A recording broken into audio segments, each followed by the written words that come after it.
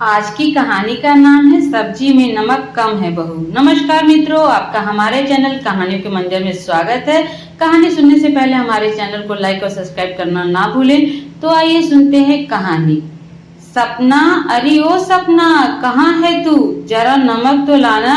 जैसे ही सासू माँ की आवाज सपना के कानों तक पहुंची, जल्दी से सपना नमक की डिबिया उठा तेज कदम चलती सासू माँ के कमरे में पहुंच गई। चम्मच से उनकी सब्जी में नमक डाल वापस जाने ही लगी कि सासू माँ बोली, अरे सपना बेटा, तुझे कितनी बार कहा है कि एक डिब्बी में जरा सा नमक डालकर रख दिया कर, ताकि जब भी मुझे जरूरत पड़े मैं खुद ही निकाल लूंगी।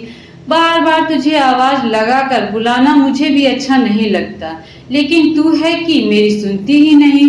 तपाक से सासू माँ बोली, लेकिन सपना बिना कोई जवाब दिए हल्की सी मुस्कान दिए चली गई। पिछले 7 सालों से उनकी इस आदत से अब बेखबर नहीं थी सपना। पहले बुरा लगता था उसे कि उसकी बनाई हुई हर सब्जी में सासू माँ की सुई नमक पर आकर अटक जाती थी। कई बार नाराजगी भी दिखाई सपना ने, परंतु ज्यादा बोलना उचित नहीं समझा।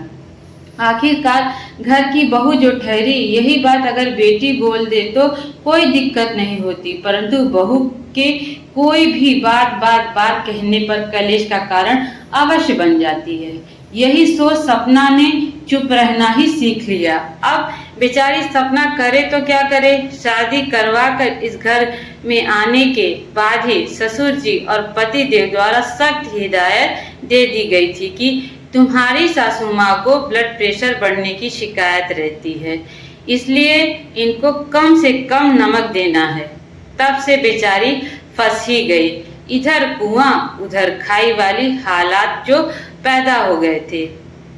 कम नमक डालती तो सासू माँ का एक ही डायलॉग सदा कानों में सुनाई पड़ता कि सपना, सब्जी वैसे तो बहुत स्वादिष्ट है, पर नमक कम होने की वजह से रोटी खाने का मजा नहीं आया। लेकिन फिर भी दवाइयाँ लेनी होती है तो पेट भरने के लिए खा लिया है खाना। अगली बार नमक का जरा ध्यान रखियो। एक दिन तो हद ही हो गई जब सपना ने सासू माँ को खुश करने के लिए सब्जी का नमक थोड़ा तेज कर दिया। बस जी, फिर क्या था, बड़े मजे से रोटी का स्वाद लेते हुए खाना खाया और शाम तक जी ब्लड प्रेशर बढ़ गया। सासू माँ जी का अब जी जरा दोष जा पहुंचा सपना के ऊपर, क्योंकि सासू माँ अपना दोष तो बताने से रही। नाक जो कट जानी थी, बस तब से ठान चुकी थी सपना की अब चाहे जो मर्जी हो जाए, वो सासू माँ में चिकनी चुपड़ी बातों में नहीं आएगी। उनकी डांट खाना मंजूर था, परंतु उनको शारीरिक नुकसान पहुंचाना कतई मंजूर नहीं था। आखिरकार कहीं न कहीं उसके मन में अपनी सासू माँ के लिए सॉफ्ट कॉर्नर भी था।